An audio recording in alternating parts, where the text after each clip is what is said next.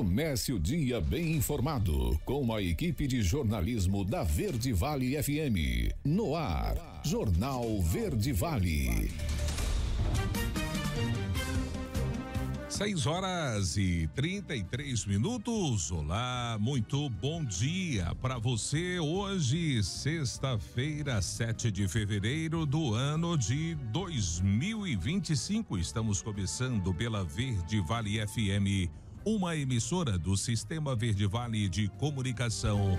Mais uma edição do Jornal Verde Vale.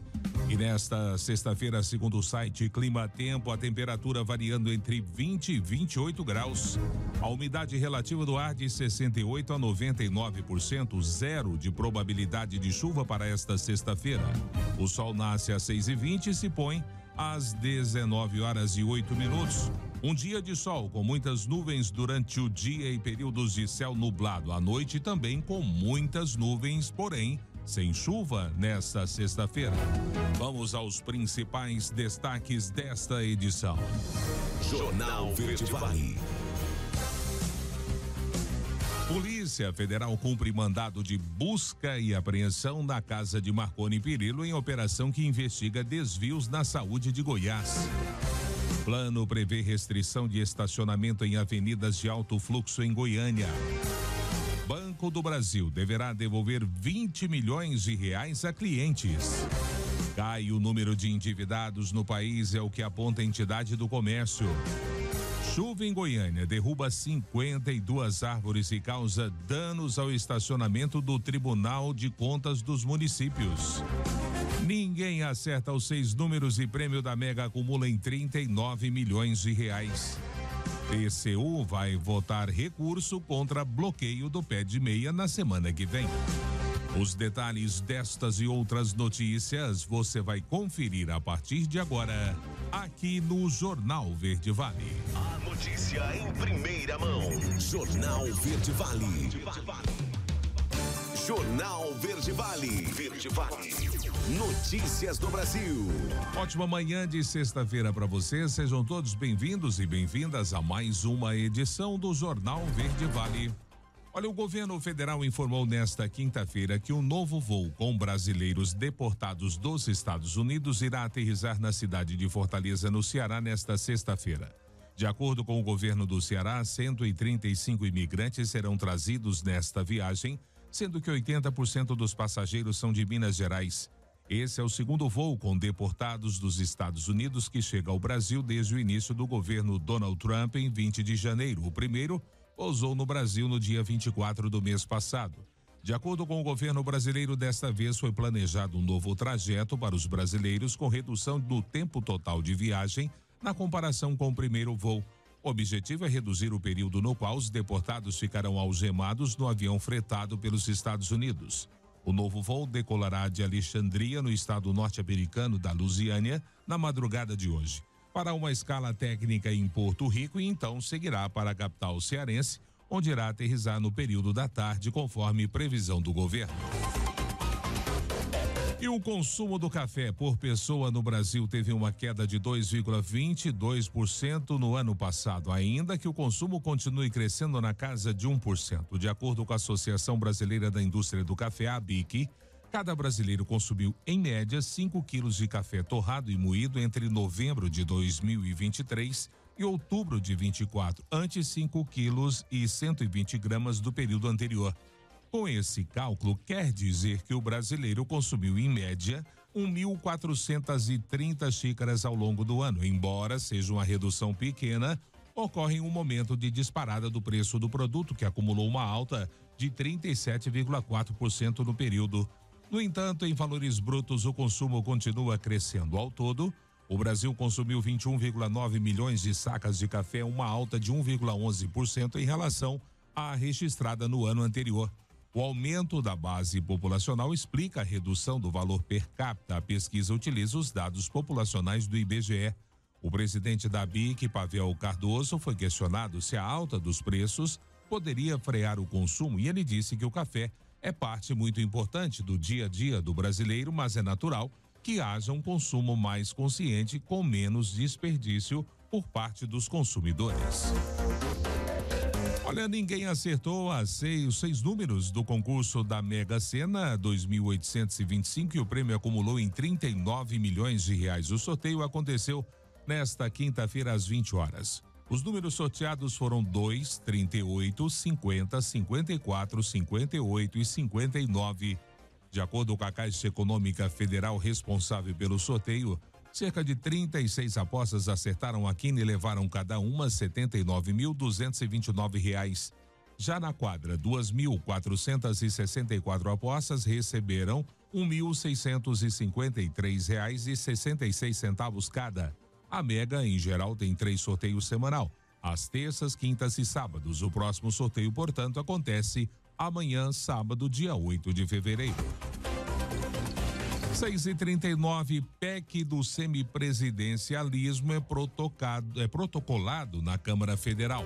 Quem vai trazer os detalhes dessa ação do Legislativo é o repórter Yuri Hudson. O deputado Luiz Carlos Rauli, do Podemos do Paraná, conseguiu 178 assinaturas para protocolar a proposta de emenda à Constituição que cria o semipresidencialismo no Brasil. A adesão à PEC cresceu após o novo presidente da Câmara, Hugo Mota, demonstrar apoio ao modelo parlamentarista. No fim de semana de eleição da mesa diretora, Rauli dedicou esforço para colher as assinaturas. O semipresidencialismo prevê que o presidente da República compartilhe o poder com um primeiro-ministro que seria escolhido pelo Congresso Nacional e teria responsabilidade de definir o plano de governo e administrar o orçamento. Rauli destaca que o novo modelo fortaleceria a estabilidade política do país. De que chegou o momento de discutirmos e votarmos, né, essa matéria. Vamos com calma, explicando, né, as vantagens de ter um sistema de governo mais ágil, mais rápido, né, para que possa enfrentar as crises, enfrentar os problemas que advêm da governabilidade. Então, não tenho dúvida de que o Brasil vai ganhar muito adotando um regime semipresidencialista. O debate sobre a mudança de regime ocorre em meio à disputa entre os 3 poderes sobre a execução do orçamento da União. O sistema de distribuição de recursos, o pagamento das emendas, que ganhou força nos últimos anos, enfrenta questionamentos do Supremo Tribunal Federal. Além do semipresidencialismo, Rauli também defende a adoção do voto distrital misto como alternativa ao atual sistema eleitoral. Segundo ele, o modelo daria mais representatividade à população e fortaleceria os partidos. Quanto ao voto distrital misto, já tem um projeto tramitando na Câmara e essa semana o Colégio de Líderes já começou a debater a matéria, né, mas não decidir ainda o momento da tramitação. Para ser aprovada, a PEC precisa passar pela CCJ da Câmara por uma comissão especial e ser aprovada em 2 turnos, no plenário da Câmara e no plenário do Senado. O texto ainda deve enfrentar forte debate entre os parlamentares e especialistas antes de avançar. Agência Rádio Web de Brasília, Yuri Hudson. Jornal Verde Vale. Notícias de Goiás. 6h41 e a Polícia Federal realizou na manhã desta quinta-feira uma operação de busca e apreensão na residência do ex-governador de Goiás e atual presidente nacional do PSDB, Marconi Perillo. A ação fez parte da Operação Panaceia, conduzida em parceria com a Controladoria Geral da União, que investiga um esquema de desvio de dinheiro público na área da saúde entre os anos de 2012 e 2018. As informações são da CNN. Ao todo foram expedidos 11 mandados de busca e apreensão, sendo 10 deles cumpridos em Goiânia e 1 em Brasília. Além das buscas, a 11ª Vara determinou o sequestro de mais de 28 milhões dos investigados. As investigações apontaram que os desvios foram feitos por meio de uma organização social em contratos com o governo do estado, o qual subcontratava empresas ligadas a políticos e administradores da própria organização social. Parte do dinheiro recebido por essas empresas retornava aos políticos e aos próprios administradores da organização social, que é vedado por lei. O ex-governador de Goiás e atual presidente do PSDB, Marconi Perillo, se manifestou no final da manhã da quinta-feira e classificou a ação como operação encomendada. Ele atribuiu a ofensiva à atual gestão estadual liderada pelo governador Ronaldo Caiado, alegando perseguição política. E um plano pretende fazer restrição de estacionamento em avenidas de alto fluxo de trânsito em Goiânia. A intenção é de que o conjunto de medidas seja posto em execução no primeiro trimestre da gestão de Sandro Mabel. Segundo o prefeito, o esforço faz parte de um projeto maior de mobilidade urbana denominado Rotas Fluídas, que pretende desobstruir 11 vias arteriais, nas quais o estacionamento de veículos será proibido nas laterais de calçadas, mas permitido caso haja baias específicas para essa finalidade. Parte do plano será apresentado hoje, sexta-feira, por Mabel e o secretário de Engenharia de Trânsito, Tarcísio Abreu, em uma cerimônia no Paço Municipal. Entre as vias que receberão as ações imediatas estão a Avenida Jamel Cecílio, a Avenida 136, a Avenida Anhanguera. O objetivo é que nessas vias os veículos utilizem todas as faixas para o tráfego. O projeto se assemelha ao que já acontece na T-63. 6h44. Servidores da Saúde Pública de Goiás recebem capacitação sobre atendimento a pacientes com dengue. Vamos saber dos detalhes com José Bonfim. Profissionais da Saúde Pública de Goiás vão receber capacitação para um melhor manejo e tratamento a pacientes com dengue e outras doenças transmitidas pelo mosquito Aedes aegypti. A Secretaria Estadual de Saúde identificou a demanda por capacitação diante do cenário de mudança dos gestores de saúde em mais de 80% dos municípios neste ano. Os cursos começaram nesta quinta-feira e serão na modalidade online, uma vez a cada semana. Técnicos da Secretaria de Saúde vão estar à frente da capacitação com temáticas voltadas ao diagnóstico, hidratação e atenção a crianças e adolescentes. Um dos módulos tem o objetivo de capacitar servidores para o uso de testes rápidos para dengue. Os mais de 200 mil testes começam a ser distribuídos no próximo dia 10 de fevereiro. Segundo a Superintendente de Políticas à Atenção Integral à Saúde, Amanda Limonge, é necessário treinamento para dar um melhor resultado no uso. Que esse teste ele não tem muita sensibilidade. Então, se ele for feito num período errado da doença, ou se ele for feito com um paciente, né, que está bem no comecinho, ele pode dar um falso negativo. Então, mesmo que o teste rápido dê negativo, mas o paciente estiver sintomático, a nossa orientação é que faça o manejo da forma como se o paciente realmente tivesse confirmado. E é um teste rápido muito simples, ele é muito parecido, ele é em cassete, muito parecido com o teste do Covid. Então, a gente acredita que os profissionais não vão ter muita dificuldade. Outro fator que justifica o maior foco na capacitação é que, segundo a Secretaria Estadual de Saúde, 60% das mortes por dengue registradas em 2024 não houve assistência de saúde adequada. A superintendente Amanda Limonge afirma que um canal para tirar dúvidas também será disponibilizado para dar suporte à rede de saúde. Que colocaram um telefone de um profissional médico com experiência, né, ou infectologista ou clínico com experiência em manejo da dengue para a retirada de dúvidas desses profissionais. Então, todos os dias da semana, de segunda a sexta, a gente tem profissionais que fazem esse acolhimento das dúvidas por telefone para os profissionais que tiverem dificuldade e tal. Então, assim, são duas ações que a gente está organizando, né? Para que a gente possa realmente instrumentalizar os profissionais de saúde que estão fazendo o atendimento desses pacientes, para que eles tenham um manejo adequado e a gente evite óbitos. Neste ano, Goiás registrou mais de 5.600 casos de dengue. 2 mortes foram confirmadas e 13 seguem em investigação. Chikungunya teve 132 confirmações e a Zika, apenas um caso. José Bonfim, CBN, Goiânia. Jornal Verde Vale. Esportes. 6h47. Agora vamos então ao futebol. Lateral esquerdo Marcelo, que está sem clube desde que deixou o Fluminense em novembro do ano passado, anunciou nesta quinta-feira a sua aposentadoria do futebol. Aos 36 anos, o ídolo do tricolor carioca e do Real Madrid publicou um vídeo nas redes sociais para oficializar a sua retirada dos gramados. Durante a sua carreira, Marcelo jogou pelo Fluminense, Real Madrid e Olympiacos da Grécia, além de passar 12 anos vestindo a camisa da seleção brasileira. No total, o lateral esquerdo conquistou 31 títulos, incluindo 5 Champions League, 1 Libertadores e 1 Copa das Confederações. A última conquista foi a Recopa Sul-Americana com o time carioca. Marcelo retornou ao Fluminense em 2023. O lateral foi um dos principais personagens do título carioca e da Libertadores. No entanto, em 2024 não teve o mesmo brilho. Antes titular incontestável, Marcelo encerrou a sua passagem no banco de reservas e chegou a ser utilizado como meia em algumas oportunidades. E o técnico Arthur Elias convocou nesta quinta-feira 30 jogadoras para um período de treinos na Granja Comari, centro de treinamentos da CBF em Teresópolis. A seleção feminina ficará concentrada entre os dias 17 e 26 de fevereiro, data FIFA. O treinador chamou 16 atletas que atuam fora do país e 14 de clubes brasileiros. A atacante Gláucia do Flamengo é a novidade da lista, com passagens pela seleção sub-17 e sub-20 no início da carreira.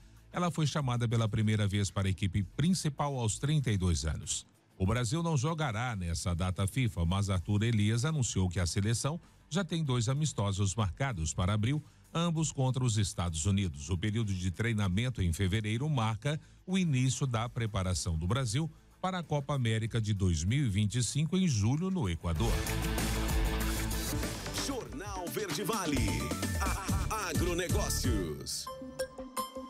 A produção mundial de algodão deve alcançar 25,55 milhões de toneladas na temporada 24-25, que começou em agosto passado. Foi o que informou o Conselho Consultivo Internacional do Algodão em relatório mensal. O volume representa um aumento de 5,9% ante a estimativa para a temporada 23-24, que foi de 24,12 milhões de toneladas. Para o Brasil, o Conselho estima uma produção de 3,70 milhões de toneladas 24-25, aumento de 15,6% ante a temporada anterior. O consumo global nessa temporada 24-25 deve aumentar 1,78% ante a temporada anterior, para 25,42 milhões de toneladas.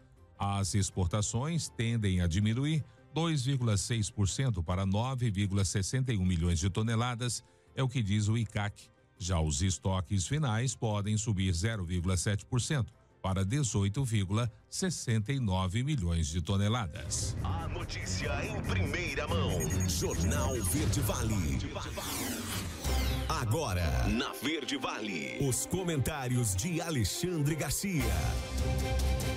Bom dia. Agora se sabe o quanto se expandiu a dívida pública federal. É o que o governo toma emprestado para poder tapar o rombo, para poder, não tapa o rombo, porque o rombo fica, né? Mas para poder gastar, e gastou mais. A dívida pública federal cresceu 12,2%. Está em, vocês nem têm ideia do que seja isso, nem eu, 7 trilhões e 300 bilhões de reais.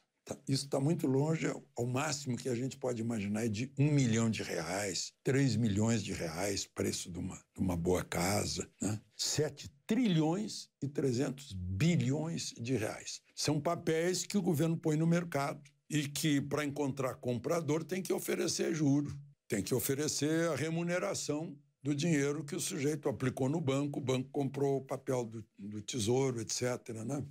E aí o juro sobe. Por isso que a taxa Selic subiu. A taxa Selic é para controlar a expansão da moeda, ou seja, a inflação, a desvalorização da moeda e o crédito também. Só que todo mundo paga juro. Aí, na medida em que o governo faz o discurso populista, crédito para todos, crédito consignado, é que todo mundo vai pagar mais caro por esse crédito. E vai se endividar, obviamente, tal como o governo. O governo talvez não se importe, porque é um endividamento para eles de uma abstração, que é o Estado brasileiro. Só que o Estado brasileiro somos nós. Nós é que o sustentamos por nossos impostos. Por exemplo, segundo eu vi uma comentarista conhecida, ela dizendo que o governo não pode dispensar, os governos, né, 30 bilhões do ICMS que passou a valer de novo sobre os combustíveis. Só que são 30 bilhões que são pagos pelas pessoas que abastecem seus veículos. Né? Eu fico do lado de quem abastece os veículos, claro, porque os governos não estão usando bem os nossos impostos. Bom, só queria fazer uma observação. Já tem escolhas das comissões no Senado, dos cargos, né? Houve esse acordo que Bolsonaro fez com os presidentes da Câmara e do Senado, deu o segundo posto de vice para o PL nas duas casas, né? Na presidência ficaram partidos de centro-direita, não centro-esquerda. O PT ficou com a segunda vice do Senado, a primeira secretaria da Câmara. Agora se fala...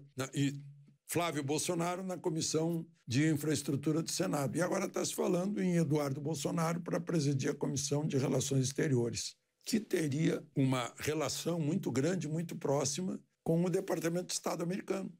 Marco Rubio, o homem que foi lá para o Panamá e já fez o presidente do Panamá dizer que não vai renovar o contrato com os chineses operando o Canal do Panamá. Isso é a política. É a velha política americana do porrete. Tá aqui, ó, eu tenho um porrete na mão, né? Eu gostaria que você fizesse isso ou aquilo, né? E aí a gente vai criticar o Trump por defender os interesses dos Estados Unidos, dos americanos, dos contribuintes americanos. Por isso ele está cortando um dinheirão dos contribuintes americanos que vão para ONGs, inclusive brasileiras, né? Que arranjar dinheiro, vire-se. Mas não do contribuinte americano, diz Trump. Bom, e uma outra questão, né, que eu queria mencionar, eu já falei o trabalho como é fraco o Estado brasileiro quando toca uma obra. Eu vejo empreiteiras brasileiras construindo estradas maravilhosas na Flórida, por exemplo. Estrada chove e não fica água em cima do asfalto. A água se esvai por uma porosidade do asfalto. Eu dirijo em Portugal, pelas estradas portuguesas, pelas estradas italianas, né? E eu dirigi agora nos 2 últimos dias na BR-060 Brasília-Goiânia, Goiânia-Brasília. Um amigo meu me disse, a estrada é maravilhosa, só que o padrão de qualidade, de exigência do brasileiro que não conhece os outros padrões é baixíssimo. O que é péssimo a gente acha ruim, e o que é ruim a gente já acha bom. É como é a estrada na qual eu transitei ontem e anteontem. E paguei R$25 na ida e volta de pedágio. Estou lembrando isso só para sacudir a cabeça da gente, que a gente tem que ser exigente, porque o tamanho dos impostos que a gente paga é muito grande. De Brasília, Alexandre Garcia. Você ouviu os comentários de Alexandre Garcia. Notícia em primeira mão. Jornal Verde Vale. Pontualmente 7 horas, já estamos de volta com o segundo bloco do Jornal Verde Vale desta sexta-feira, 7 de fevereiro. Jornal Verde Vale. Verde Vale. Notícias do Brasil. Olha, em acordo firmado com o Banco Central, o Banco do Brasil terá que devolver mais de 20 bilhões de reais a clientes em função de cobranças indevidas sobre operações de cheque especial e cartões de crédito e débito. O termo de compromisso foi assinado na última segunda-feira. O Banco do Brasil vai devolver 14,1 milhões por ter cobrado indevidamente tarifas de fornecimento de segunda via de cartão. Entre 2013 e 2024 foram prejudicados, nesse caso específico, mais de 1,5 milhão de clientes. Também serão restituídos 6,5 milhões após cobrança de taxa de juros superior ao limite máximo de 8% nas operações de cheque especial para microempreendedores individuais, atingindo 15.400 clientes entre 2020 e 2022. Caso não consiga reembolsar os clientes prejudicados em um prazo máximo de 12 meses, o Banco do Brasil terá de pagar ao Banco Central o equivalente ao saldo remanescente dos valores devidos. Para receber a devolução, os clientes deverão estar com os dados atualizados no banco. O estorno será realizado diretamente na fatura do cartão ou depósito em conta. Caso isso não seja possível, o Banco do Brasil entrará em contato diretamente com os clientes. E pelo segundo mês consecutivo, o percentual de famílias endividadas caiu no país, chegando a 76,1%, de acordo com pesquisa de endividamento e inadimplência do consumidor da Confederação Nacional do Comércio de Bens, Serviços e Turismo, a CNC. O resultado de janeiro representa uma queda de 0,6 ponto percentual em relação a dezembro e de 2 pontos percentuais no comparativo com o mesmo período em 2024. Em janeiro, 20,8% dos brasileiros destinaram mais da metade dos rendimentos às dívidas, o maior percentual desde maio de 2024.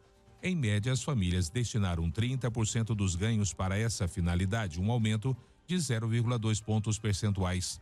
O estudo mostrou o crescimento da percepção de endividamento, com 15,9% da população considerando estar muito endividada, contra 15,4% do final do ano passado.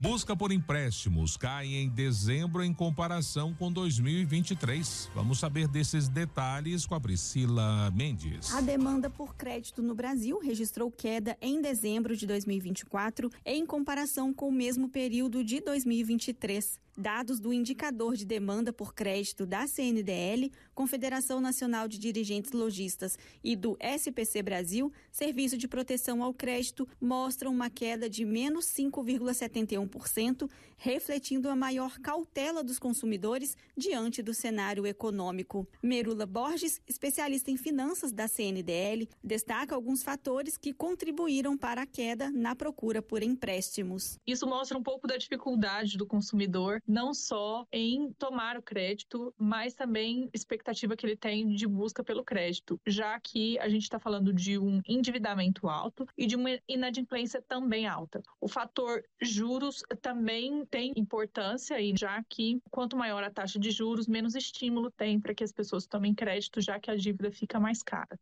De acordo com o Indicador de Demanda por Crédito, 53% que buscaram crédito no Brasil em dezembro são homens. Já por faixa etária, foi de 40 a 49 anos, que representou quase 25%. O indicador também aponta que mais de 86% do público contrataram empréstimo e 11% financiamento, totalizando 97%. A especialista em finanças da CNDL ressalta algumas dicas para quem procura por empréstimos. A gente orienta para que os consumidores busquem crédito apenas quando estritamente necessário, com um objetivo específico. Para que o consumidor tenha uma negociação melhor na hora de buscar o crédito, é preciso que ele tenha atenção à linha de crédito que está sendo oferecida. Quanto mais fácil esse acesso do consumidor ao crédito, maior a chance dele ter taxas de juros muito altas, como é o caso do cartão de crédito e do cheque especial, que tem taxas de juros muito altas. Por região, o Sudeste apresentou a maior participação no número de consultas em dezembro, com quase 46%, seguido pelo Nordeste com 22% e Sul com 18%. Agência Rádio Web, produção e reportagem, Priscila Mendes. Jornal Verde Vale.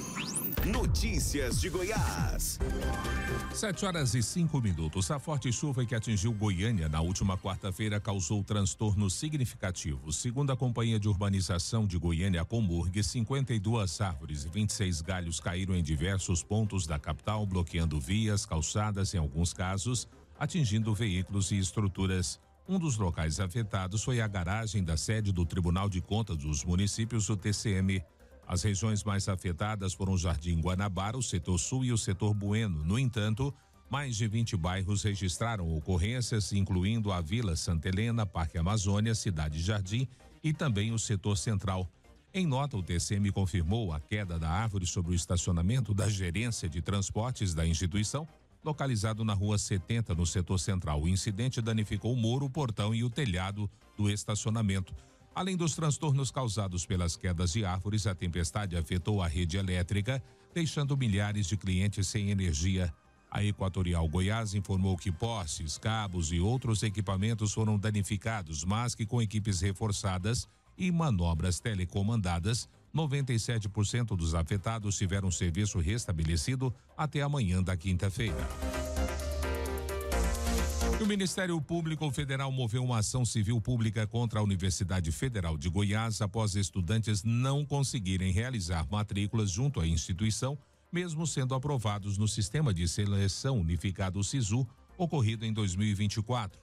Na denúncia, o órgão alegou que a lista de convocados da terceira chamada do SISU 2024 foi publicada às 19h52 do dia 29 de fevereiro, com prazo máximo de cadastro para o dia seguinte, 1º de março. À época, muitos selecionados acabaram sendo pegos de surpresa com um curto intervalo de tempo, impossibilitando que realizassem os procedimentos dentro do período definido. Por conta disso, o Ministério Público solicitou que a UFG se comprometa a respeitar prazos razoáveis nos futuros reprocessamentos de resultados, além de realizar a devida publicidade dessas listas a fim de evitar prejuízos aos candidatos convocados. 7h07. Justiça revoga a prisão temporária de 3 investigados na Operação Obra Simulada. Vamos saber quais são com Laila Alves. 3 investigados na Operação Obra Simulada da Polícia Civil tiveram as prisões temporárias revogadas nesta terça-feira. Um dos gestores da Prime Construções, Marcos Emanuel Chaves Vieira, foi liberado no mesmo dia, depois de cumprir a prisão temporária de 5 dias em Brasília. O investigado ficou preso temporariamente depois de se apresentar na última quinta-feira ao Departamento de Combate à Corrupção e ao Crime Organizado do DF. Os que tiveram as prisões temporárias revogadas se apresentaram na terça-feira à polícia. São eles Rosana Crisóstomo Ribeiro, ex-esposa de Marcos Emanuel Chaves, Wesley Crisóstomo Nogueira da Silva, filho de Rosana, e Marcos Emanuel Chaves Vieira Júnior, filho de Marcos, que é um dos gestores. Segundo a decisão da Justiça, eles colaboraram com a investigação durante o interrogatório e, por isso, a prisão deles não é mais necessária. O advogado responsável pela defesa dos suspeitos, Alexandre Lourenço, informou em nota que nenhum dos investigados recebeu qualquer tipo de intimação da polícia antes e que todos prestaram depoimento depois de se apresentarem espontaneamente. Disse ainda que eles continuam à disposição das autoridades para colaborar com a conclusão dos fatos e para que a investigação seja justa e correta. A Operação Obra Simulada investiga fraudes em contratos entre a Goinfra e uma empresa do Distrito Federal. Segundo a investigação, os suspeitos alteraram contratos de reforma e manutenção de 26 prédios públicos. Também teriam sido feitos pagamentos antecipados indevidos, superfaturamento e demolições sem justificativa, com o intuito de gerar notas fiscais fraudulentas. O ex-presidente da Goinfra, Lucas Vissoto, chegou a ser preso, mas foi liberado por conta do fim do prazo da prisão temporária dele. Laila Alves, CBN Goiânia. Jornal Verde Vale. Esportes. 7h10. O Fluminense estendeu o contrato de Germancano por mais uma temporada. O atacante, que vive o melhor começo de ano da carreira com o tricolor, passa a ter vínculo com o clube até o final de 2026. O argentino marcou o gol da vitória por 2-1 sobre o Vasco, chegando a 4 bolas na rede em 5 partidas na atual temporada. Nem em 2022 e 23, quando ele terminou com 44 e 40 gols marcados, respectivamente, o atacante tinha começado uma temporada tão bem. E deu empate no primeiro derby de 2025. Palmeiras e Corinthians empataram por 1-1 na noite desta quinta pela 7ª rodada do Campeonato Paulista. Maurício abriu o placar no começo do jogo e Yuri Alberto deixou tudo igual ainda no primeiro tempo. O atacante só não foi do céu ao inferno ao ser expulso na etapa final porque Hugo Souza pegou um pênalti de Estevão nos acréscimos, assegurando o empate. Com o resultado, o Verdão chegou aos mesmos 12 pontos da Ponte Preta, mas leva vantagem nos critérios de desempate e passa para a segunda colocação no grupo D. Já o Timão segue líder isolado do grupo A, agora com 19 pontos, 4 a mais que o Mirassol. Jornal Verde Vale. Agronegócios. O município de Carmem, no Mato Grosso, região de Sinop, está a todo vapor à espera dos participantes da abertura nacional da colheita de soja 24/25, que acontece hoje, sexta-feira, na Fazenda Esperança. O evento começa daqui a pouco a partir das 8h30 da manhã, horário de Brasília, com um café. O evento reunirá as associações de produtores de todo o Brasil e nessa edição será sediado em Mato Grosso em comemoração aos 20 anos da Associação dos Produtores de Soja e Milho do Mato Grosso, a AproSoja. O evento contará com painéis sobre temas importantes como sustentabilidade, COP30, biocombustíveis e alimentos e terá a presença de figuras de destaque como Aldo Rebelo, deputado Arnaldo Jardim, vice-presidente da Frente Parlamentar da Agricultura, Daniel Vargas, Fabrício Rosa da AproSoja Brasil e os presidentes das AproSojas de diversos estados. A abertura será realizada na Fazenda Esperança, propriedade do produtor Invaldo Vaz. Jornal Verde Vale. Verde Vale. Notícias do Brasil. 7h12. Principal aplicativo usado para o pagamento de benefícios sociais e trabalhistas, o Caixa Tem, teve a navegação e o acesso simplificados.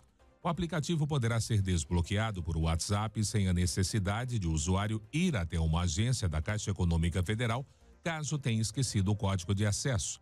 O processo 100% digitalizado também vale para a criação de acesso, recuperação de senha e atualização cadastral. No caso de atualização das informações, o usuário poderá mudar dados obrigatórios como telefone, e-mail, endereço e renda. Em casos de troca de celular, o registro do novo número também foi simplificado. A liberação de contas bloqueadas poderá ser feita rapidamente, sem a necessidade de e-mail para a confirmação do usuário. Apesar dessa simplificação, a Caixa informa que o processo ficou mais seguro com a adição de novas camadas de segurança. Programa Minha Casa Minha Vida. Governo prorroga prazo para a contratação de imóveis. Vamos saber quais são esses prazos com a Natália Lima. O governo adiou por 120 dias o prazo de assinatura dos contratos de construção de imóveis do programa Minha Casa Minha Vida, voltados a movimentos sociais e povos tradicionais. O presidente do Secov Goiás, Antônio Carlos Costa, explica que o atraso atinge duas modalidades da faixa 1 do programa. A de renda mais baixa, o MCMV Entidades, voltada a famílias organizadas em movimentos de moradia urbana, e o MCMV Rural, que atende agricultores, familiares, indígenas, quilombolas e outros povos tradicionais. É o segmento mais econômico. O faixa 1, ele faz um subsídio, às vezes, até 100% do imóvel. Por isso que o impacto financeiro é maior, né? E são operados aí por cooperativa, por associações de pessoal que lida com a casa própria, né? Esses programas sociais mesmo, né? Onde que a prefeitura normalmente entra com o terreno a custo zero e a Caixa entra com a construção, criando aí essa habitação do mais baixa renda mesmo, para a pessoa que mais necessita. Esse é o que está nesse momento sendo postergado. Para o mercado imobiliário como um todo, Antônio Carlos destaca que não há prejuízos, mas o setor de construção poderá ser afetado com os adiamentos. Na fábrica de fazer as casas, de fazer os imóveis, faixa 1. Isso aí, logicamente, diminui um pouco do emprego, da renda, mas principalmente o grande impacto que eu vejo é essa paralisação no sentido de que esse programa pega aquela população mais necessitada. E isso, nesse quesito, a gente deixa aí de atender esse mais necessitado. O prazo foi prorrogado pela segunda vez. Em abril, o presidente Luiz Inácio Lula da Silva anunciou um pacote de 112 mil imóveis com previsão de contratação em até 180 dias, ou seja, até outubro de 2024. Já em outubro, o prazo foi estendido por mais 120 dias, até a última terça. Agora, com o segundo adiamento, a construção dos imóveis poderá ser contratada até o início de junho. Natália Lima, CBN Goiânia. 7h16. Último intervalo do Jornal Verde Vale desta sexta-feira, 7 de fevereiro. No próximo bloco, espaço para as nossas notícias locais. Você participando ativamente do nosso quadro A Voz do Cidadão, já está liberado o nosso WhatsApp, é o 99623-6881. 99623-6881 é o canal que você participa do nosso quadro A Voz do Cidadão. Eu volto já, logo após o break comercial. Jornal Verde Vale.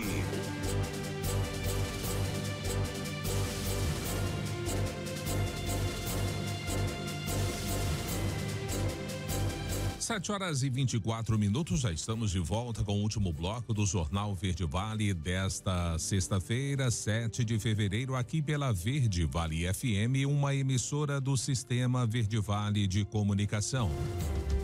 Jornal Verde Vale. Verde Vale. Notícias do Brasil. A Operação Melhor Idade da Polícia Federal contra um grupo suspeito de fraudar benefícios assistenciais identificou que um dos integrantes é um idoso que emprestou seus dados para gerar mais de 30 documentos falsos diferentes. Deflagrada nesta quinta-feira, a investigação revelou que o esquema gerou um prejuízo estimado em 23 milhões de reais aos cofres públicos. De acordo com a Polícia Federal, o grupo utilizava dados de idosos, incluindo impressões digitais e fotos, para criar identidades falsas e obter benefícios de forma indevida. Com os dados, os suspeitos conseguiram abrir contas bancárias para acessar os benefícios assistenciais, além de realizar empréstimos consignados. Além do idoso que emprestou seus dados, outros 20 idosos, conhecidos como idosos de aluguel, também estão na mira da polícia por emprestarem principalmente suas impressões digitais e fotos para o grupo. Com esses dados, o grupo conseguiu obter cerca de 285 CPFs e títulos eleitorais, além de entrar no cadastro único do governo federal e obter aproximadamente 259 benefícios de prestação continuada ao idoso. Os mandados foram cumpridos nos estados do Piauí, São Paulo, Goiás e Distrito Federal. A cidade onde o idoso foi detido não foi divulgada. E o programa Pé de Meia vai voltar à pauta do Tribunal de Contas da União na semana que vem, segundo apurou-se pela imprensa da capital. No dia 22 de janeiro, o plenário manteve a decisão do ministro relator Augusto Nardes, que suspendeu a execução de 6 bilhões do projeto do governo federal. O TCU entendeu que o programa foi financiado sem passar pelo processo orçamentário adequado. A Corte de Contas determinou que o governo federal não poderia usar recursos do Fundo de Garantia de Operações de Crédito Educativo para custear o pé de meia que deveria ser pago com dinheiro do orçamento. A Advocacia Geral da União recorreu contra a decisão do TCU e pediu o desbloqueio dos recursos do pé de meia.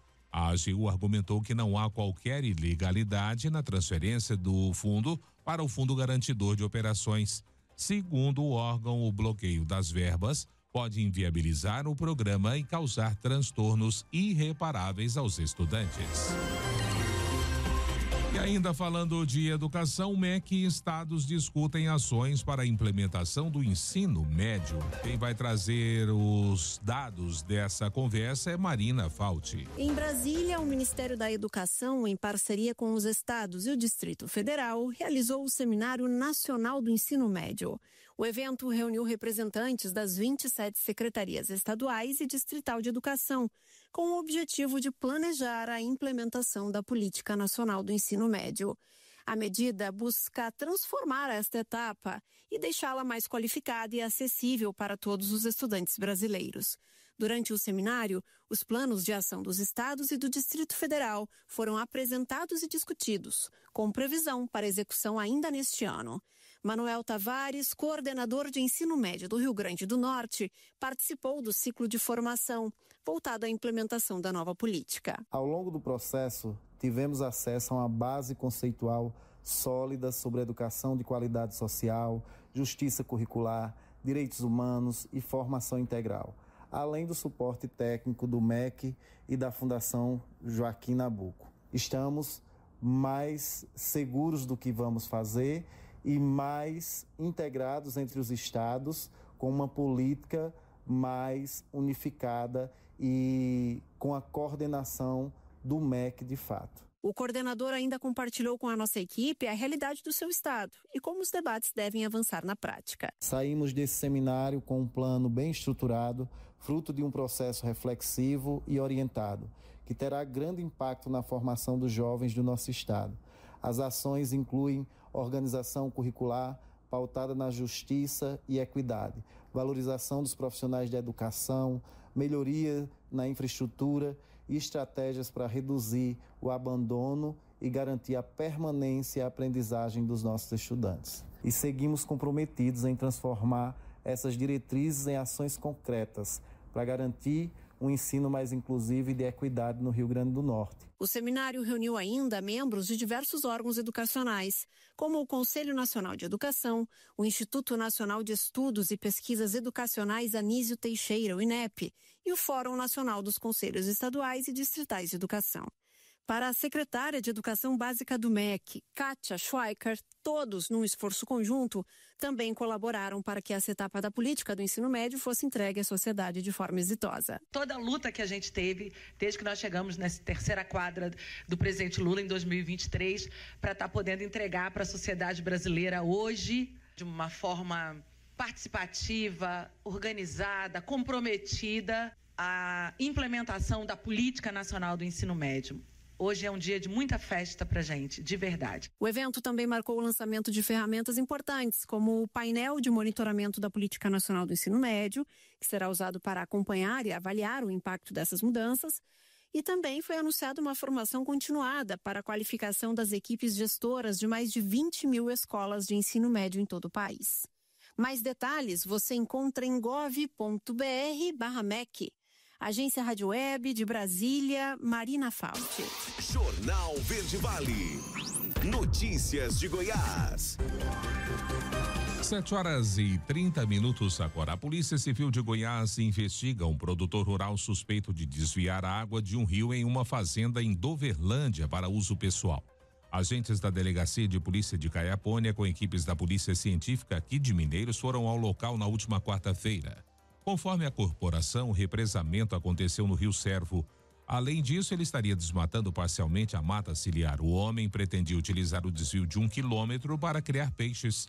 No local, os agentes encontraram uma escavadeira de grande porte e constataram que ele represou, desmatou vegetação nativa e abriu um canal para abastecer 4 represas.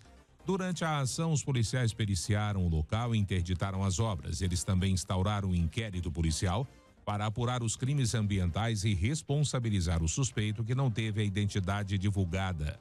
O produtor rural pode ser condenado para reparar danos ambientais e multado. A multa vai de R$10 mil a 50 milhões, a depender da gravidade. E servidores da Prefeitura de Goiânia afirmaram que, apesar de se enquadrarem para receber o abono salarial do PASEP 2025, não terão benefício, pois a gestão não repassou as informações obrigatórias ao Ministério do Trabalho relativos ao ano base 2023. O presidente do Sindicato dos Trabalhadores do município de Goiânia, Ronaldo Gonzaga, disse por nota que existe um problema grave no envio de informações dos servidores contratados e comissionados ao E-Social, situação que persiste há pelo menos 2 anos. Ele afirma que os relatórios são encaminhados incompletos, resultando em dificuldade no acesso a licenças médicas, complicações em processos de aposentadoria e impedimentos no recebimento do PIS/PASEP. A Prefeitura de Goiânia disse que já havia detectado falhas originadas na gestão anterior e a Secretaria Municipal de Administração acionou o setor e a empresa responsável pelo sistema para corrigir as informações necessárias. Segundo a SEMAD, eventuais ajustes não afetarão o direito dos trabalhadores ao abono PIS/PASEP e que o calendário para esses servidores será alterado. 7h32, concurso nacional unificado goianos correspondem a 3,3% dos aprovados. Quem traz essa estatística é Eliara Sala. A ministra de Gestão e Inovação em Serviços Públicos, Esther Dweck, voltou a falar nesta quarta-feira sobre a próxima edição do concurso nacional unificado. De acordo com ela, a previsão é publicar o edital ainda no primeiro trimestre, ou seja, até março. O governo federal também estima a realização das provas no mês de agosto, por ter menor incidência de chuvas no Brasil e evitar possíveis remarcações, como ocorreu no primeiro CNU. Durante o programa Bom Dia Ministra, com a participação da CBN Goiânia, a ministra destacou a aprovação em todos os estados. De todos aprovados, 3,31% são goianos. A gente teve um índice de aprovação relevante, né, para o estado de Goiás, com uma pouco mais da metade na capital, mas também gente fora da capital, o que demonstra que a gente de fato conseguiu chegar a vários municípios brasileiros. Então a gente, obviamente, a questão da aprovação a gente precisa fazer com detalhes para ter uma noção sobre a população de cada estado, se atendeu ou não, né, tirando o DF, que sempre vai ser um que a gente chama, né, um ponto fora da curva ali pela concentração já de servidores públicos que fazem o próprio concurso. Durante a entrevista, a ministra de Gestão e Inovação falou também sobre a Carteira de Identidade Nacional, que avançou com a criação de um número único para documentos emitidos em todo o país. Todos os brasileiros serão obrigados a emitir o novo documento até 2032, exceto os maiores de 60 anos. Segundo especialistas de segurança pública, ainda falta o governo federal criar um banco nacional com dados biométricos para aumentar a segurança. A ministra Érica Dweck garantiu que o governo federal tem avançado também na criação deste banco. É um documento que vai dar garantia e a gente vai ter sim uma base biométrica única a partir da carteira, o que vai de fato nos permitir conhecer todos os brasileiros e brasileiras, né? Essa é um dos objetivos disso, vai ajudar na personalização dos serviços, né? Da gente poder prestar serviços melhores. E essa exatamente, hoje em dia a gente tem base biométrica no TCE, no Senatran, né, e na Polícia Federal, e agora o da carteira ela vai ser a grande base biométrica única no Brasil. A ministra da Gestão, Inovação e Serviços Públicos também relembrou a polêmica da semana passada, quando afirmou que o resultado fiscal das estatais divulgado pelo Banco Central não representa um rombo nas contas das empresas. Dados da autoridade monetária apontam um déficit de 8 bilhões de reais em 2024 nessas empresas públicas. De acordo com a titular da pasta, o resultado leva em consideração apenas a diferença entre receitas e despesas, gerando um resultado deficitário, mesmo que as empresas tenham lucro. Segundo ela, a parte fiscal das empresas públicas é diferente das empresas privadas e, por isso, não pode ser considerado como um rombo. Eliara Sala, CBN Goiânia. Jornal Verde Vale. Esportes. 7h35. Depois de jogar além do esperado em sua reestreia, Neymar já entrou em planejamento do Santos para a sequência do Paulistão. Para contar com o astro na próxima rodada contra o Novo Horizontino, o Peixe prepara uma operação de segurança especial no interior do estado. O Santos viajará para Novo Horizonte em um voo fretado. Além disso, o time ficará em um setor separado dentro do hotel. O clube está preocupado em garantir que Neymar e o restante do elenco tenham tranquilidade antes das partidas, seja no Paulistão ou nas futuras competições nacionais. O Peixe também já entrou em contato com a Federação Paulista de Futebol para garantir que os protocolos de segurança sejam respeitados nos estádios em que atuar como visitante. A equipe de segurança também deve aumentar. Antes, o Santos contava com apenas 3 profissionais. Agora, o efetivo sobe para 5, sendo 2 apenas para cuidar do Neymar. E o Goiás estreou com vitória na Copa Verde, jogando no estádio Ailê Pinheiro, em Goiânia. O time comandado pelo técnico Jair Ventura goleou o Rio Branco do Espírito Santo por 6-0. Pedrinho 2 vezes, Vitinho, Tadeu, Edson Carioca e Rafael Gava marcaram os gols que classificaram o Esmeraldino para as quartas de final. Na próxima fase, o clube alviverde enfrentará a União Rondonópolis do Mato Grosso, que eliminou a Aparecidense na última terça-feira. O próximo compromisso do Goiás na temporada é neste domingo. Pela 8ª rodada do Campeonato Goiano, o Esmeraldino enfrenta o Atlético às 16 horas no estádio Ailê Pinheiro. Jornal Verde Vale. Agronegócios. 7h37. O mercado físico do boi gordo apresentou relativa acomodação em seus preços, enquanto que o ambiente de negócios ainda sugere por alguma elevação no curto prazo em estados como São Paulo e Mato Grosso, é o que informa a consultoria Safras e Mercado. O Pará começa a se deparar com o encurtamento das escalas de abate em algumas regiões do estado, o que sugere pela elevação dos preços no curto prazo.